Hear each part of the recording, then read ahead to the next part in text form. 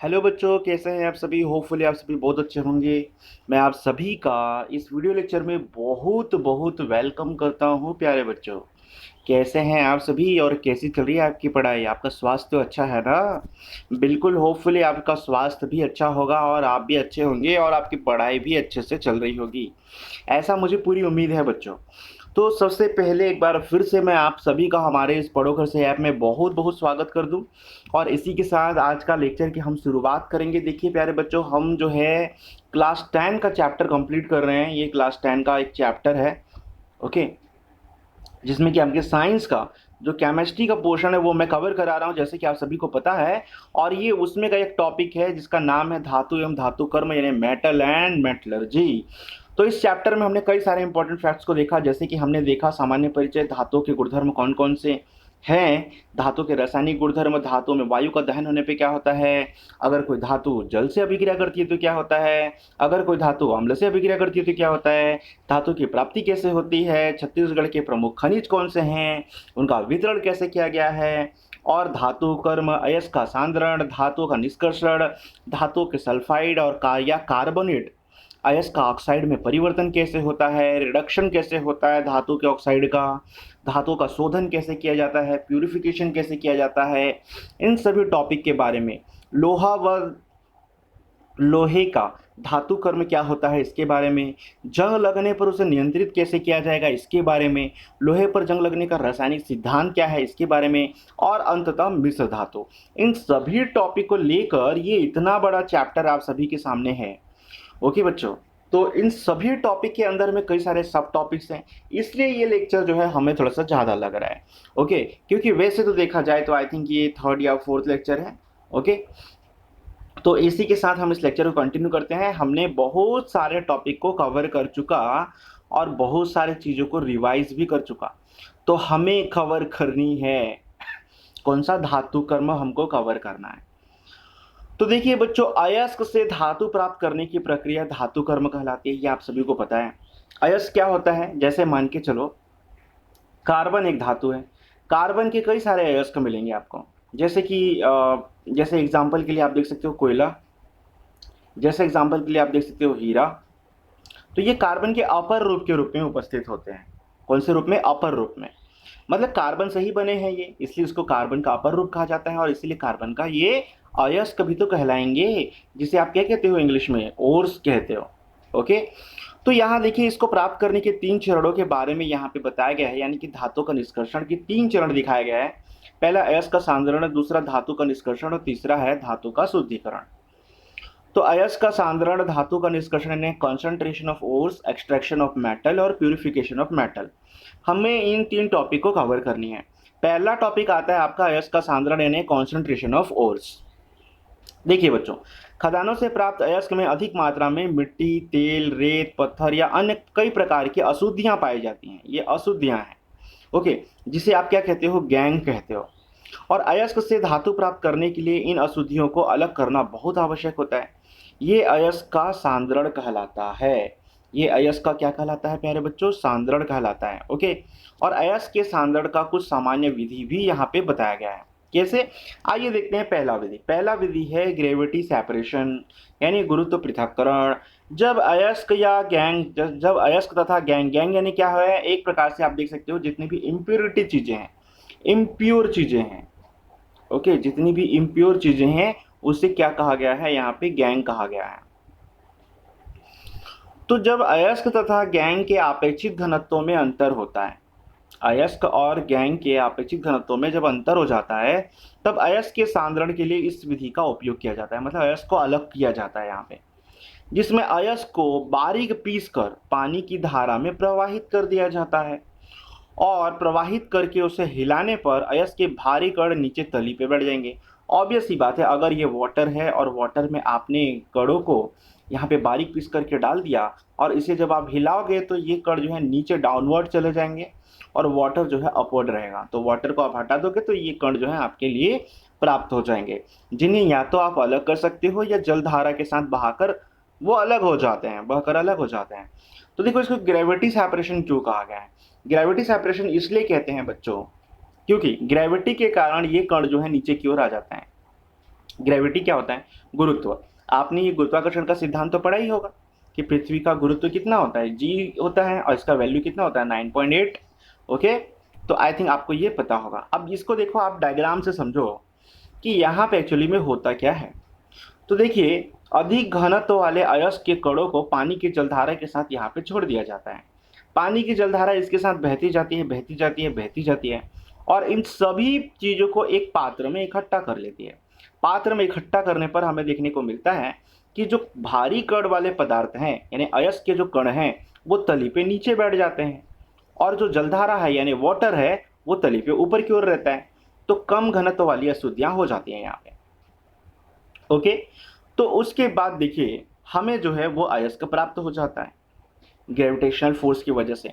अब इसके लिए यहाँ पे देखो, हमने क्या पढ़ा इसके लिए सर? हमने पढ़ा कि जब अयस्क तथा गैंग के आपेक्षिक घनत्व में अंतर होता है, तब अयस्क के सांद्रण के लिए इस विधि का उपयोग किया जाता है, जिसमें अयस्क को बारीक पीसकर पानी की जलधारा में प्रवाहित किया जाता है, जैसे कि मैंने बताया आप सभी को। और वहाँ पे क्या होता है, पानी की जलधारा में प्रवाहित करने पर उसे जलधारा को हिलाया जाता है। अब यहाँ हिलाने की जरूरत नहीं, ऑलरेडी ये इतना फोर्स के साथ गिरेगा तो इसमें अपने आप ही लहरें उत्पन्न हो जाएंगी। नीचे तली पे बैठ जाते हैं भारी कण और अशुद्धियां ऊपर तैरने लगती हैं बच्चों, जिससे क्या होता है, जिन्हें या तो आप अलग कर सकते हैं या जलधारा के साथ बहकर ये खुद में खुद अलग हो जाते हैं। उदाहरण के लिए अगर आप यहाँ एग्जाम्पल चेक करो तो प्रायः कार्बोनेट व ऑक्साइड अयस्कों के सांद्रण के लिए इस विधि का उपयोग किया जाता है।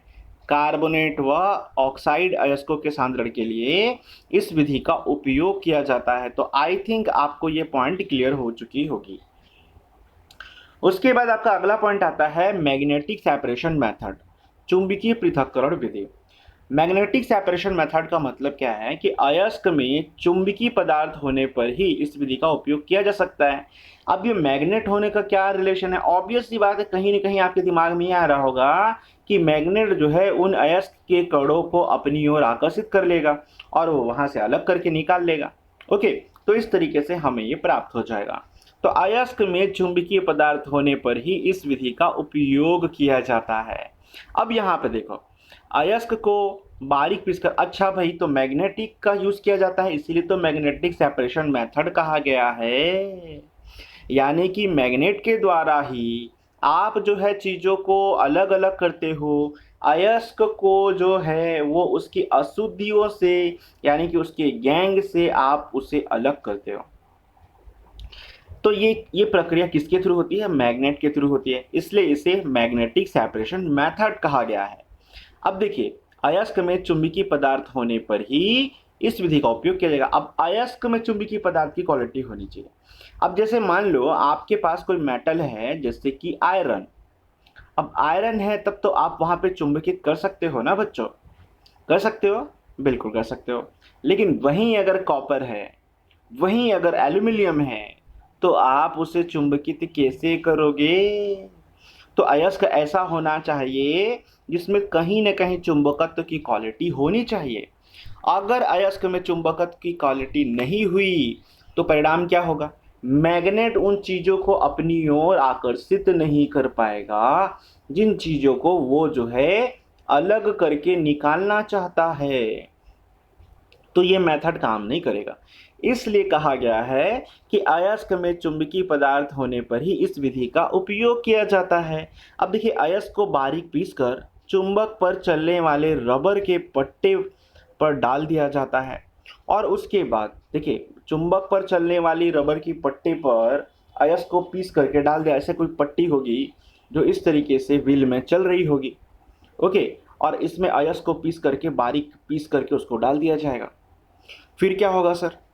पट्टे पर डाला जाता है, फिर क्या होता है? अचुंबकीय पदार्थ कुछ समय पश्चात गिर जाते हैं। जो अचुंबकीय, अब ये पट्टी मान लो ऐसे घूम रही है, तो अचुंबकीय पदार्थ क्या होगा? इधर गिरते जाएगा इस तरफ, और जो चुंबकित पदार्थ होगा वो पट्टी में चिपका ही हुआ होगा और थोड़े दूर जा करके वो गिरेगा।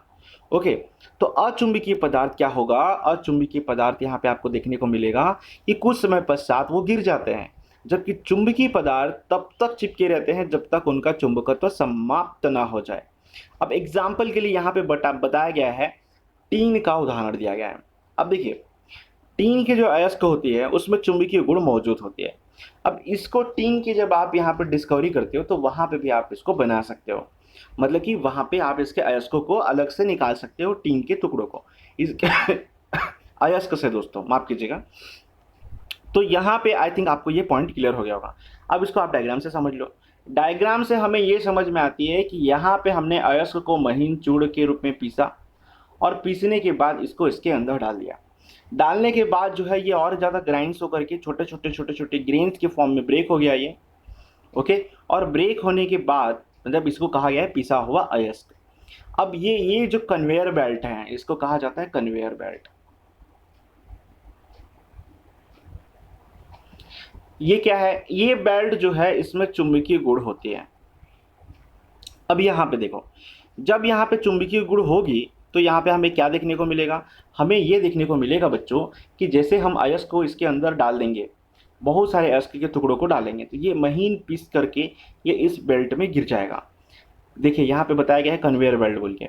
तो ये बेल्ट में गिरने के बाद क्या होगा, ये मैग्नेटिक फोर्स से कनेक्टेड है, ये इसमें मैग्नेट की क्वालिटी है।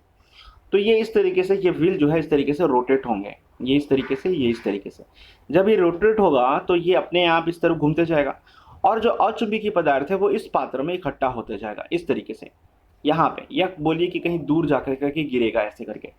और जो चुंबकीय पदार्थ है वो इस तरीके से रोल होते हुए आगे चले जाएंगे। कहाँ तक जाएंगे, जहाँ तक जाएंगे जहाँ तक कि उसकी चुंबकत्व समाप्त ना हो जाए। तो मान के चलो कि यहाँ तक आने के बाद उसका वजन बढ़ गया और उसके बाद ये अभी भी चिपका हुआ है, तो हमने इसे एक पात्र में इकट्ठा कर लिया जिसमें कि चुंबकीय पदार्थ को इकट्ठा किया जा रहा है और अचुंबकीय पदार्थों को दूसरे पात्र में इकट्ठा किया जा रहा है। तो इस तरीके से यहाँ पे क्या हो जाएगा, ये कचरा जो है नीचे भी नहीं फैलेगा जिसके बाद में साफ करना पड़े, सीधा वो दो बॉक्स में आकर के जमा होंगे और इसको आसानी से अलग कर लिया जाएगा और चुंबकीय पदार्थों का फाइनली जो यूज़ करना है वो उपयोग कर लेंगे। अब इसके लिए यहाँ पे आपकी बुक ने डिसाइड करा है कि ये टीन के मेटल का उपयोग करें और टीन के मेटल के थ्रू जो है इस कन्वेयर बेल्ट में उसे गुजारे, तो टीन जो है मैग्नेटिक रिबन से चिपक जाएगी और ये फाइनली जो है नीचे गिर जाएगी। कई सारी संभावना आपके दिमाग में आ रही होगी, आपके दिमाग में डाउट आ रहा होगा सर टीन तो बहुत पतला होता है, वो कन्वेयर बेल्ट में चिपक करके वापस इधर आ सकता है। बिल्कुल आ सकता है बच्चों, आप बिल्कुल गलत नहीं बोल रहे हो, आप बिल्कुल सही हो। तो उस कंडीशन में वहाँ पे मैन वर्क की आवश्यकता होगी। मैन वर्क के मतलब कि कोई वर्कर वहाँ पे काम करेगा जो देखेगा उस बेल्ट से ऐसे फ्लो हो रही है अयस्क, वापस से सर्कुलेट हो रही है, 2 राउंड तक वो चेक करेगा, अगर तीसरे राउंड में भी वो वापस सर्कुलेट होने वाला होगा तो वो स्विच ऑफ करेगा या इसको पॉज करेगा। पॉज करने के बाद वहाँ से वो अयस्क के टुकड़ों को बाहर निकाल लेगा। ओके, तो आई थिंक आपके दिमाग में ये डाउट आया होगा, मुझे पता है, क्योंकि जब हम लोग स्कूल में पढ़े थे इस टॉपिक को तो हमारे दिमाग में भी ये डाउट आया था। वैसे स्कूल में तो कुछ समझ में नहीं आया था बच्चों। तो आई थिंक आपको ये दोनों नियम समझ में आ चुके होंगे। पहला कौन सा, ये ग्रेविटी सेपरेशन, दूसरा कौन सा, ये मैग्नेटिक सेपरेशन। ये दोनों मेथड जो है बहुत इंपॉर्टेंट है आपके एग्जाम पॉइंट ऑफ व्यू से। आपको एग्जाम में ये क्वेश्चन देखने को मिल सकते हैं कि चुंबकीय पृथक्करण विधि क्या होता है, थोड़ा बताइए। तो आप वहां से चेक कर सकते हो कि चुंबकीय पृथक्करण विधि क्या होता है बच्चों। ओके, सो कंटिन्यू करते हैं। हमारा अगला टॉपिक है फ्रोथ फ्लोटेशन प्रोसेस। अब ये फ्रोथ फ्लोटेशन प्रोसेस क्या होती है, इसको कहा जाता है झाग उत्प्लावन विधि। झाग उत्प्लावन विधि को समझना बड़ा ही आसान है, कोई खास डिफिकल्ट नहीं है, ये आपको आसानी से समझ में आ जाएगी। ओके बच्चों, तो यहाँ देखिए, सबसे पहले हम इसके विधि को पढ़ते हैं। क्या, देखिए, सल्फाइड अयस्क के सांद्रण के लिए इस विधि का उपयोग किया जाता है। कौन से अयस्क के सांद्रण के लिए, सल्फाइड अयस्क, जिसमें कि सल्फर से वो बना होगा। ओके, तो सल्फाइड अयस्क के सांद्रण के लिए हम इस विधि का उपयोग करते हैं, यानी कि फ्रोथ फ्लोटेशन प्रोसेस का। अब इस विधि में बारीक पीसे हुए सल्फाइड अयस्क में पाइन तेल व जल मिला करके उसमें अधिक दाब पर वायु प्रवाहित की जाती है। पाइन तेल क्यों डाला जाता है, ये आपके दिमाग में क्वेश्चन आ रहा होगा, क्योंकि पाइन तेल ही वो तेल है बच्चों जो कि झाग उत्पन्न कर देती है। बस, तो पाइन तेल व जल को इसमें मिलाया जाता है जिससे कि अधिक दाब पर वायु प्रवाहित की जाती है, जिस कारण झाग उत्पन्न हो जाता है। अब सल्फाइड अयस्क के कणों पर तेल की एक परत से बन जाती है। ऑब्वियस सी बात है, जिसके कारण हवा के बुलबुले इससे चिपक जाते हैं। इस प्रकार ये कण हल्के होकर झाग के रूप में ऊपर की तरफ तैरने लग जाते हैं। ओके, जिन्हें जो है, जबकि कंकड़, पत्थर, मिट्टी, ये सभी जो है वो तली पे आकर के बैठ जाते हैं और इन झाग के कणों को आराम से बाहर निकाल लिया जाता है और फाइनली जो है आपका झाग झाग द्वारा यानी कि झाग उत्प्लावन विधि जो है वो पूर्णतः संपन्न हो जाती है। आई थिंक आपको ये समझ में आ चुका होगा। एक बारी फिर से समझते हैं कि सबसे पहले हम क्या करेंगे, सल्फाइड अयस्कों का सांद्रण के लिए इसका उपयोग करते हैं। ओके, इस विधि में जो सल्फाइड के अयस्क होंगे उसे बारीक पीस लेंगे। बारीक पीसने के बाद उसमें हम पाइन तेल को और वाटर को डालेंगे। पाइन तेल को और वाटर को डालेंगे। ओके, तो अब यहाँ पे देखिए पाइन तेल और वाटर को डालेंगे जिसमें अधिक दाब पर वायु प्रवाहित की जाएगी। दाब बढ़ा करके इसमें अधिक दाब पर वायु प्रवाहित की जाएगी तो अपने आप यहाँ पे फोग उत्पन्न होना स्टार्ट हो जाएगा, यानी कि झाग उत्पन्न होना स्टार्ट हो जाएगा। जैसे ही झाग उत्पन्न होगा, जो अयस्क के टुकड़े हैं उनमें तेल की सतह आसपास से जम जाएगी इस तरीके से, और वह हवा के बुलबुले भी इसमें एंट्री कर लेंगे। एंट्री करने के बाद ये झाग के रूप में उभर करके सामने आ जाएगी और जिसे अलग करके यहाँ पे उसको आराम से छान करके पृथक किया जा सकता है। और नीचे तली पे जो कंकड़, पत्थर, मिट्टी ये सब होगा वो नीचे तली पे बैठेगा। अब इसका डायग्राम समझ लीजिए बच्चों। ये देखिए झाग उत्प्लावन विधि के लिए ये डायग्राम है। बहुत प्यारा सा डायग्राम है, आपको इसको एग्जाम में बनाना पड़ सकता है, तो आप डायग्राम भी प्रैक्टिस कीजिएगा। मैं तो डायरेक्ट इमेज डाल दिया हूँ, लेकिन आपको डायग्राम प्रैक्टिस करना पड़ेगा भाई। देखिए सबसे पहले देखिए हमने क्या किया, एक कंटेनर लिया। एक कंटेनर में हमने क्या किया, यहाँ पे जो अयस्क था पिसा हुआ, जो कि जिसमें कि अशुद्धि भी मिला हुआ था, उसको हमने इसके एक साथ डाल दिया। अब यहाँ पे देखिए ये क्या है, पिस्टन है बच्चों। ये क्या है, पिस्टन। इसको कहा जाता है पिस्टन। ओके, और साथ ही इसमें वायु का तेज दाब जो है वो प्रवाहित किया जा रहा था। ओके, तेज दाब प्रवाहित करने के साथ साथ यहाँ पे जो सांद्रित अयस्क के टुकड़े थे वो बाद में बाहर आकर के निकल जाते हैं। तो यहाँ पे क्या होता है पहले समझिए। सभी पदार्थों को यहाँ पे एक साथ डाल दिया जाता है। एक साथ डालने के बाद आपको यहाँ समझ में आएगी कि इन अयस्क के कणों को जब इस पात्र के अंदर डाला जाता है, साथ ही इसमें पाइन तेल और वाटर मिलाया जाता है। ओके, साथ ही पाइन तेल क्यों मिलाया जाता है, क्योंकि इसके झाग उत्पन्न होते हैं। अब जब यहाँ पे अधिक दाब पर वायु को प्रवाहित किया जाता है और साथ ही इसे जब रोटेट करेंगे या पिस्टन को इस तरीके से बार बार आप इसमें पीटेंगे, ओके, जैसे कि आप हवा भरते हो पंप के थ्रू, उस तरीके से पिस्टन है ये, तो यहाँ पे बार बार इसमें ऊपर नीचे प्रोसेस होगी जिसकी वजह से यहाँ पे झाग उत्पन्न हो जाएगी। अब यहाँ पे देखिए आपने जिस अयस्क के टुकड़ों को पीस रखा है वो अयस्क के टुकड़ों के चारों तरफ यहाँ पे ऑयल जो है जमना स्टार्ट हो जाएगा। उसके चारों तरफ इस तरीके से ऑयल जो है जमना स्टार्ट होगा और जैसे ही इसमें हवा की एंट्री होगी तो हवा के बुलबुले इसके अंदर आ जाएंगे और ये बुलबुलों के रूप में दिखाई देने लगेगा और फाइनली ये झाग के रूप में उत्पन्न होगा और झाग के साथ तली पे बैठ जाएगा। और जो इसके साथ अशुद्धियाँ थी ना बच्चों, वो अशुद्धियाँ क्योंकि भारी कणों से बनी होती हैं जैसे कि पत्थर, कंकड़, सैल, तो इसलिए ये तली पे बैठे नीचे बैठ जाएंगी। ओके, और ये जो है अयस्क के टुकड़े ऊपरी सतह पे आ जाएंगे। ऊपरी सतह पे आने के बाद जो है ये झाग इसमें जब बहुत ज़्यादा उत्पन्न होगा तो ऑटोमेटिकली ये यहाँ से खिसकने लगेंगी बाजू की तरफ, जिस तरह भी ढलान एरिया होगा। तो यहाँ पे उनको जो है ये सांद्रित अयस्कों को एक पात्र में इकट्ठा कर लिया जाएगा और वहाँ से आराम से जो शुद्ध अयस्क होंगे, शुद्ध अयस्कों को यहाँ से प्राप्त कर लिया जाएगा। ओके बच्चों, आई थिंक आपको ये पॉइंट भी समझ में आ चुके होंगे। तो एक मिनट वेट कीजिएगा, मैं पानी पी लेता हूँ थोड़ा।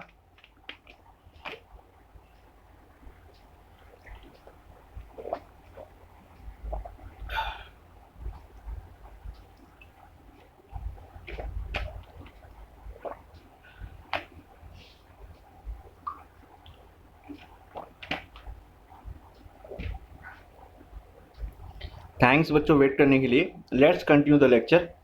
फिर उसके बाद देखिए हमको क्या करना है, धातुओं का निष्कर्षण कवर करना है, यानी कि एक्सट्रैक्शन ऑफ मेटल, धातुओं का निष्कर्षण।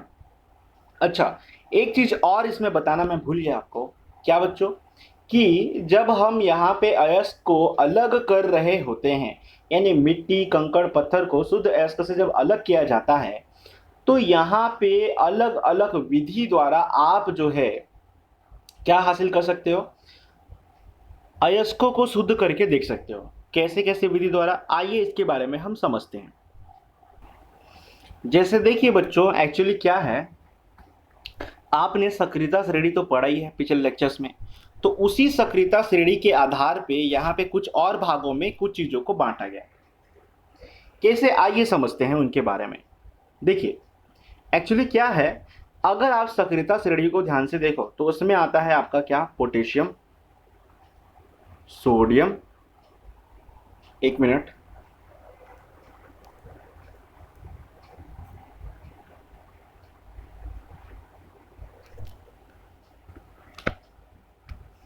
Okay, potassium, sodium, calcium, magnesium और एल्यूमिनियम। इसके अलावा और कौन से एलिमेंट आते हैं, और भी आते हैं।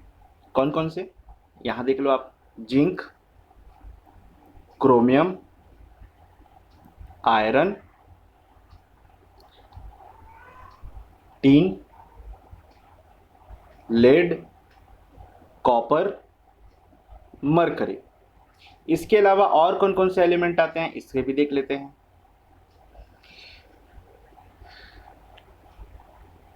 अर्जेंटाइट यानी कि सिल्वर, एवरेट यानी कि गोल्ड, प्लैटिनम।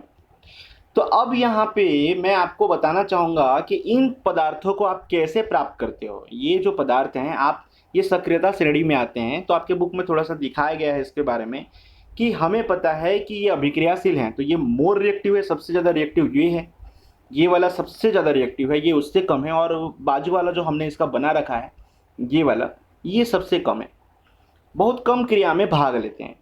तो हम इसको समझने की कोशिश करेंगे यहाँ पे कि किस तरीके से इनमें प्रोसेस होता है। आइए देखिए एक साथ। तो सबसे पहले यहाँ पे देखिए कि यहाँ पे जो पोटेशियम है, सोडियम है, कैल्शियम है, मैग्नीशियम है, एल्यूमिनियम है, इनको अगर आपको अलग करना है, मान लीजिए ये अयस्क के रूप में है, तो इनको आप कैसे अलग करोगे। कुछ पदार्थ जैसे कि आपने देखा कि टीन के टुकड़ों को हमने चुंबकीय प्लेटों के द्वारा हमने अलग कर दिया, यानी कि चुंबकीय पृथक्करण विधि द्वारा हमने अलग कर दिया। उसके बाद आपने देखा कि कार्बोनेट के अयस्कों को, या कार्बोनेट तथा ऑक्साइड के जो अयस्क थे उसको आपने गुरुत्व पृथक्करण विधि द्वारा अलग कर लिया।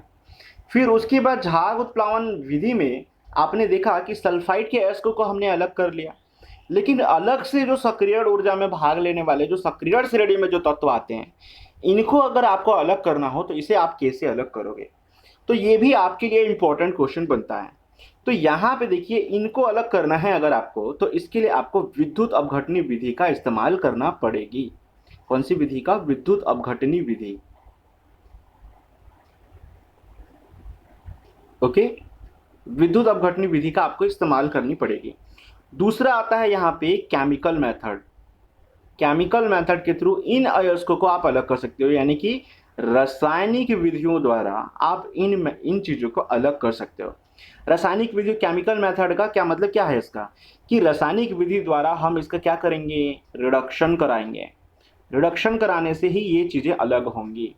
ओके, अब जो फाइनली बच गया, ये गोल्ड हो गया, सिल्वर हो गया और प्लेटिनम हो गया, ये कैसे अलग होंगे, तो ये प्राकृतिक रूप में, यानी कि प्रकृति में तत्व रूप में ये उपस्थित होते हैं, इन्हें अलग करने की आवश्यकता नहीं, क्योंकि ये जल्दी से किसी से अभिक्रिया में भाग नहीं लेते, तो किसी के साथ नहीं रहते। सबसे ज़्यादा यहाँ पे देखिए पोटेशियम, सोडियम, कैल्शियम, मैग्नीशियम और एल्यूमिनियम हैं, जो किसी न किसी के साथ चिपके हुए रहते हैं, जिनको अलग करना पड़ता ही है। तभी आप यहाँ विद्युत अपघटनी विधि का उपयोग करते हो। अब आपके दिमाग में ये क्वेश्चन आ रहा होगा कि सर ये विद्युत अपघटनी विधि है क्या। देखिए बच्चों, मैं आपको एग्जाम्पल देता हूँ KCl के बारे में, यानी कि ये क्या है, तो इसे आप कह सकते हो पोटेशियम डाइक्लोराइड। ये पोटेशियम क्लोराइड इसको आप बोलिए, पोटेशियम डाइक्लोराइड नहीं होगा, पोटेशियम क्लोराइड होगा ये। तो ये जो पोटेशियम क्लोराइड है, इसमें क्या प्रोसेस होगी, जैसे मान लीजिए कि आपने एक बीकर ले लिया और यहाँ पे आपने पोटेशियम क्लोराइड के जलीय विलयन को, यानी एक्वस सॉल्यूशन को डाल दिया। यहाँ पे एक्वस सॉल्यूशन मतलब जलीय विलयन को आपने यहाँ पे दो रॉड लिया इस तरीके से, एक एनोड और एक कैथोड, दोनों को इलेक्ट्रोड के माध्यम से आपने जोड़ दिया। यानी कनेक्ट कर दिया। जब यहाँ किसी माध्यम से विद्युत धारा प्रवाहित की जाएगी तो जो पोटेशियम क्लोराइड है बच्चों, यहाँ पे वो पोटेशियम क्लोराइड दो भागों में ब्रेक होगा। कौन कौन से दो भागों में? एक है पोटेशियम और एक है क्लोरीन। तो जो पोटेशियम प्लस है ये किसकी तरफ जाएगा? वो कैथोड की तरफ जाएगा। किसकी तरफ जाएगा? कैथोड की तरफ। क्यों जाएगा सर? कैथोड में ऋणायन होता है तो धनायन ऋणायन की ओर आकर्षित होगा। जो क्लोरीन है वो जाएगा एनोड की तरफ। ओके, क्यों जाएगा सर? क्योंकि ये धनायन होता है और ये ऋणायन धनायन की ओर आकर्षित होता है। तो इस तरीके से यहाँ पे इस वाले इलेक्ट्रोड में क्लोरीन और इस वाले इलेक्ट्रोड में पोटेशियम जो शुद्ध आयन के रूप में है हम प्राप्त कर लेंगे। तो इस तरीके से आप पोटेशियम क्लोरीन को विद्युत अपघटनी विधि द्वारा प्राप्त कर सकते हो। ओके बच्चों, तो आई थिंक ये पॉइंट आपको समझ में आ चुकी होगी। अब यहाँ से हम अगले टॉपिक में चलते हैं, धातु का निष्कर्षण। देखिए, धातु के निष्कर्षण में कुछ इंपॉर्टेंट फैक्ट्स हैं, उसको आपको स्लाइड में समझना होगा। पहला फैक्ट ये कहती है, क्या कहती है पहला फैक्ट बच्चों? पहला फैक्ट हमें ये बताती है कि धातुओं के निष्कर्षण की विधि धातु की सक्रियता तथा उसके अयस्क की प्रकृति पर निर्भर करती है।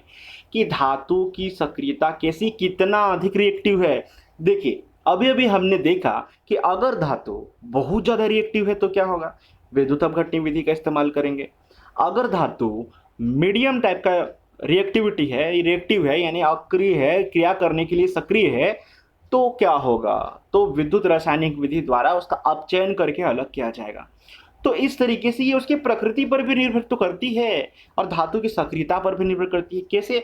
अगर मान लीजिए अयस्क की प्रकृति ही ऐसी है कि वो किसी से अभिक्रिया करने के लिए तैयार नहीं, या मान लीजिए अयस्क की प्रकृति ऐसी है कि वह जो है चुंबकत्व गुण दिखाता है, तो चुंबकीय विधि का इस्तेमाल करोगे।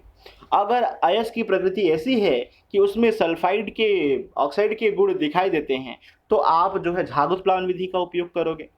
अगर अयस्क की प्रकृति ऐसी है कि उसमें जो है कार्बोनेट के टुकड़े दिखाई देते हैं, तो वहाँ पे आप जो है पहली विधि यानी गुरुत्व मेथड का इस्तेमाल करोगे, गुरुत्व पृथक्करण विधि का।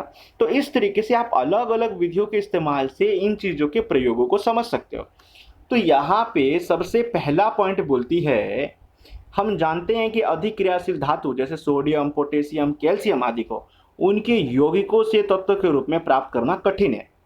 ओके, जैसे कि मैं बता रहा था, अभी अभी हमने जो सक्रियण वाला देखा वो इसी से संबंधित है। इन यौगिकों में विद्युत धारा प्रवाहित करने पर धनायन ऋणायन से अलग होकर कैथोड पे जाकर अपचयित हो जाता है, वह धातु के रूप में हमें प्राप्त हो जाता है। यह प्रक्रिया ही विद्युत अपघटन कहलाती है। तो आई थिंक विद्युत अपघटन अभिक्रिया आपको समझ में आ चुकी होगी। ओके, एक बार फिर से मैं बता दे रहा हूँ, क्या होता है कि अधिक क्रियाशील धातुओं को जैसे कि सोडियम, ओके, पोटेशियम, कैल्शियम को आसानी से अलग करना संभव नहीं होता। ये प्रायः जो है उनके यौगिक के रूप में मौजूद होते हैं। जैसे सोडियम मिलेगा सोडियम क्लोराइड, पोटेशियम मिलेगा पोटेशियम या तो हाइड्रोक्साइड के रूप में या तो फिर पोटेशियम क्लोराइड के रूप में। ओके, कैल्शियम मिलेगा कैल्शियम हाइड्रोक्साइड के रूप में या तो फिर कैल्शियम ऑक्साइड के रूप में। तो ये एक प्रक्रिया है इसकी, तो जिसे आसानी से प्राप्त नहीं किया जा सकता। ओके, तो इन यौगिकों में विद्युत धारा जब प्रवाहित की जाती है तो एक जो है जैसे सोडियम क्लोराइड है तो एक जो है धनायन बन गया, सोडियम धनायन बन गया, क्लोरीन ऋणायन बन गया। जो भी ऋणायन होगी वो क्या होगी, एनोड पे, और जो धनायन होगी वो कैथोड पे इकट्ठी हो जाएगी और वहां से हम इसे प्राप्त कर लेंगे क्योंकि इसका रिडक्शन हो रहा है यहाँ पे, यानी कि अपचयन हो रहा है। ओके, अब यहाँ से देखिए अगला पॉइंट कौन सा आता है इसका। अगला पॉइंट है मध्यम व निम्न क्रियाशील धातुओं को उनके ऑक्साइड, सल्फाइड या कार्बोनेट अयस्कों से रासायनिक अपचयन विधि द्वारा प्राप्त किया जा सकता है। मध्यम व निम्न क्रियाशील धातुओं को उनके ऑक्साइड, सल्फाइड या कार्बोनेट अयस्कों के रासायनिक अपचयन के रूप में प्राप्त किया जा सकता है। मध्यम व निम्न क्रियाशील धातु कौन कौन से हैं? अभी अभी मैंने आपको बताया था कि इसमें आता है जिंक, इसमें आता है क्रोमियम, इसमें आता है आयरन, इसमें आता है स्ट्रैंजियम, इसमें आता है लेड, इसमें आता है कॉपर, इसमें आता है मरकरी। तो ये मध्यम व कम क्रियाशील धातु हैं। ओके, सोडियम से तो कम क्रियाशील धातु हैं। तो इस तरीके से तो इन्हें क्या किया जाता है कि इनके अयस्कों से जो रासायनिक अपचयन विधि द्वारा इसे अलग किया जाता है। कुछ कम या निम्न सक्रिय धातु भी होते हैं जैसे कि पारा को उसके ऑक्साइड या सल्फाइड से केवल गर्म करके ही प्राप्त किया जा सकता है। खाली पारा आपको कहीं पे नहीं मिलेगा, पारा मिलेगा तो वो लेड ऑक्साइड के रूप में मिलेगा। ओके, तो इसे आप जो है जब गर्म करोगे तो लेड अलग, ऑक्सीजन अलग, तो इस तरीके से आप इसे प्राप्त कर सकते हो। तो आई थिंक आपको ये समझ में आ चुकी होगी। तो कोई इसमें डाउट नहीं होगा बच्चों, मुझे ऐसा फील होता है। ओके, सो आज का लेक्चर हमारा यहाँ तक है, इसको हम एंड करते हैं, मिलते हैं अगले लेक्चर में। लेकिन उससे पहले आप देखिए यहाँ पे हमने कौन कौन से इंपॉर्टेंट टॉपिक को कवर करा। हमने यहाँ पे सबसे पहले कवर करा कौन सा, हमने जाना कि धातु कर्म क्या होते हैं, अयस्क क्या होते हैं, उसके बारे में हमने जाना। फिर उसके बाद हमने देखा कि धातु कर्म के 3 चरण होते हैं, यानी धातुओं को अलग करने के 3 विधि बताए गए हैं। एक है अयस्क सांद्रण, धातु का निष्कर्षण और धातु का शुद्धिकरण। अयस्क के सांद्रण विधि के अंतर्गत हमने यहाँ पे देखा कि किस तरीके से हमने गुरुत्व पृथक्करण विधि का प्रयोग किया, और उसके साथ ही हमने यहाँ पे अयस्क के टुकड़ों को गुरुत्वाकर्षण के प्रयोग से अलग निकाल लिया। वहीं पे हमने देखा कि मैग्नेटिक सेपरेशन मेथड में हमने कन्वेयर बेल्ट के इस्तेमाल से, इस तरीके से कन्वेयर बेल्ट के इस्तेमाल से हमने यहाँ पे 2 पात्र चुने, एक में चुंबकीय पदार्थों को इकट्ठा किया गया और एक में अचुंबकीय पदार्थों को इकट्ठा किया गया, और इस तरीके से हमने मैग्नेटिक सेपरेशन मेथड का भी यूज सीख लिया। उसी तरीके से हमने अगला पॉइंट देखा जिसको आप फ्रोथ फ्लोटेशन प्रोसेस कहते हो, यानी झाग उत्प्लावन विधि कहते हो। तो इस प्रोसेस में हमने देखा कि सल्फाइड अयस्क के टुकड़े कैसे झाग उत्पन्न करते हैं, और झाग के द्वारा जो है ये निकल करके अलग से पात्र में इकट्ठे हो जाते हैं, जिसे आप आसानी से प्राप्त कर लेते हो। इसमें हमने देखा धातु का निष्कर्षण। धातु के निष्कर्षण में हमने समझा कि सबसे ज़्यादा क्रियाशील जो धातु होगी, जैसे सोडियम, पोटेशियम, कैल्शियम, इन्हें आप विद्युत अवघटनी विधि द्वारा सॉल्व कर सकते हो। उससे कम क्रियाशील जो धातु होगी उसे हम रासायनिक विधियों के अपचयन द्वारा, यानी कि उसके रिडक्शन द्वारा हम प्राप्त कर सकते हैं। तो आई थिंक यहाँ तक का टॉपिक आप सभी को समझ में आ गया होगा बच्चों, और जिसमें कि देखिए जैसे यहाँ पे सेकंड पॉइंट मैंने आपको क्या समझाया कि मध्यम व निम्न क्रियाशील धातुओं को उनके ऑक्साइड या सल्फाइड या कार्बोनेट अयस्कों से रासायनिक अपचयन द्वारा प्राप्त किया जाता है। मतलब जो मध्यम अयस्क होते हैं ना, वो हमेशा ऑक्साइड बनाते हैं, जैसे जिंक ऑक्साइड बना लिया, ओके, जैसे कि Cr2O7 क्रोमियम ऑक्साइड बना लिया, यहाँ पे क्रोमियम का ऑक्साइड बन गया यहाँ पे। ओके, सल्फाइड अयस्क भी ये फॉर्म करते हैं, जैसे कि जिंक सल्फाइड के रूप में ये पाया जाता है, आपको पता होगा। ओके, ये आयरन सल्फाइड के रूप में ये पाया जाता है, आपको पता होगा। ओके, जिसको ऑक्सीजन से अभिक्रिया करा करके आयरन ऑक्साइड अलग और सल्फर डाइऑक्साइड अलग किया जाता है। तो इस तरीके से ये सल्फाइड के रूप में, अयस्क के रूप में प्राप्त होते हैं, और कार्बोनेट के रूप में भी प्राप्त होते हैं। कार्बोनेट के रूप में भी प्राप्त होते हैं क्या बच्चों? बिल्कुल प्राप्त होते हैं सर। जैसे कि यहाँ पे आपने देखा अलग अलग पदार्थों का हमने यहाँ पे चेक किया है। ओके, तो इस तरीके से ये समझ में आ चुका होगा आपको सारे पॉइंट जो है। तो मिलते हैं अगले लेक्चर में। इसी के साथ good luck to all of you, अपना ख्याल रखिए, स्वस्थ रहिए बच्चों। Take care to all of you. जय हिंद।